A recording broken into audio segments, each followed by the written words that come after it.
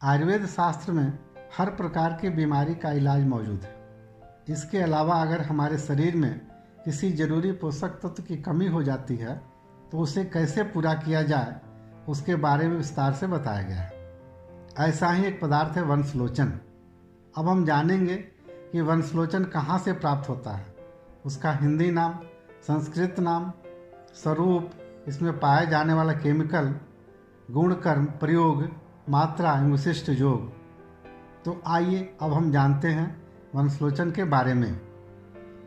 वंशलोचन एक विशेष प्रकार के स्त्री जाति के बांस में दो गांठों के बीच एक तरल पदार्थ इकट्ठा हो जाता है। इसके इकट्ठा होकर जम जाने से बांस फट जाता है और वंशलोचन दिखाई पड़ता है। बांस के अंदर से ऐसा लगता है कि मानो कोई अंदर से झांक रहा हो। इसका नाम भी वंशलोचन इसी से सार्थक प्रतीत होता है। इसका हिंदी नाम वंशलोचन है, संस्कृत नाम वंशलोचन, तवाक्षीर, तुगाक्षीरी, तवक्षीर, वंश शर्करा, श्वेता, शुक्रा, वांस कपूर। इसका स्वरूप मिश्री के दाने की तरह सफ़ेद रंग का और हल्का सा नीलापन लिए हुए होता है। यह स्वादहीन और गंधहीन होता है। आजकल नकली वंशलोचन बाजार में मिलते हैं। इसके लिए किसी विश्वासी पंसारी या दुकानदार से लेने की कोशिश करना चाहिए। वंशलोचन की पहचान करने का तरीका हम वीडियो के अंत में बताएंगे। वैसे आजकल लैब में भी बनाया जा रहा है। अब हम इसके केमिकल कंपोजिशन की बात करते हैं। इसमें प्रचुर मात्रा में कैल्शियम, प्रोटीन, विटामिन ए और B6, मैग्नीशियम, कॉपर, सिलिकॉन इत्यादि तत्व पाए जाते हैं। अब हम इसके गुणकर्म के बारे में जानते हैं। यह रुक्ष, कषाय, मधुर, शीत होता है। यह ग्राही, वीर्यवर्धक, कामोद्दीपक और क्षयनाशक होता है। अब हम देखते हैं कि वंशलोचन का प्रयोग किन किन रोगों में करते हैं। यह शरीर में कैल्शियम की कमी को प्राकृतिक रूप से दूर करता है।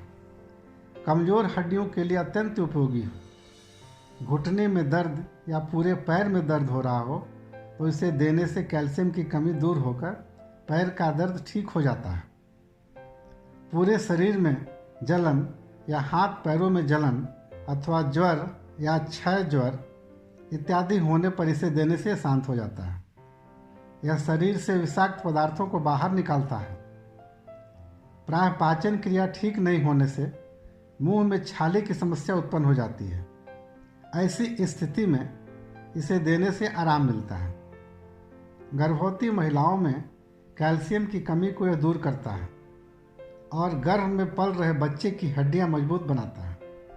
ऐसा कहा जाता है कि गर्भस्थ बालक वंशलोचन के प्रयोग से गोरा पैदा होता है। यह तृष्णा, श्वासकाश, रक्तपित्त को शांत कर कफ बनना कम कर देता है। यह वीर्य को गाढ़ा कर कामोत्तेजना को बढ़ाता है। यह आँखों की समस्या होने पर लाभकारी है। जिन गर्भवती महिलाओं या बच्चों को मिट्टी या चौक खाने की आदत बन जाती है, इसे देने पर यह आदत छूट जाती है। यह सप्त धातुओं का पोषण कर इम्यूनोमोडुलेटर की तरह काम करता है, यानी इम्यून सिस्टम को बेहतर बनाता है।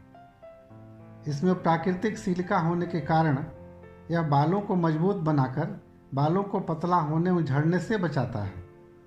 यह महिलाओं में पीरियड क्रैम्प्स को कम कर रक्त की कमी नहीं होने देता।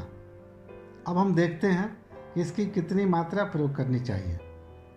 इसकी मात्रा है बच्चों में 125 से 250 मिलीग्राम शहद के साथ 2 बार तक। वयस्क या गर्भवती महिलाओं में 250 से 500 मिलीग्राम तक शहद से 2 बार तक।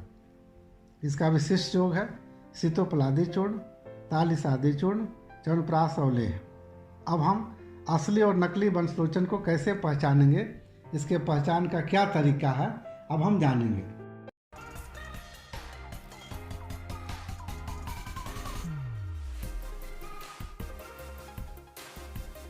वंशलोचन के एक टुकड़े को किसी चिमटी से पकड़कर आग में तपाते हैं। तपाने से इसके रंग में कोई परिवर्तन नहीं होता है। जबकि नकली वंशलोचन को आग में तपाने से काला पड़ने लगता है। धन्यवाद।